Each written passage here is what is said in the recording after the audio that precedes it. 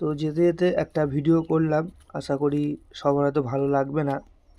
এটা আমাদের ক্যাথলিক চার্চের কবরবাড়ি, আর কবরবাড়ির রাস্তাটা দুপুরবেলায় যাচ্ছিলাম মাঠেতে, তা ভাবলাম একটা ভিডিও করি যে কবরবাড়ির যে রাস্তাটা অনেকটাই লং, তো কতক্ষণ লাগে আমার কবরবাড়ির সামনে যেতে।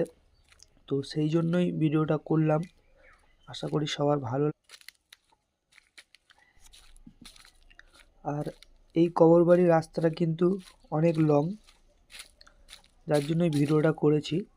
তো অনেকক্ষণ ধরেই আমি যাচ্ছি, আপনারা দেখতে পাবেন যে কবর দেখা যাচ্ছে কিন্তু আমি পৌঁছতে পারছি না।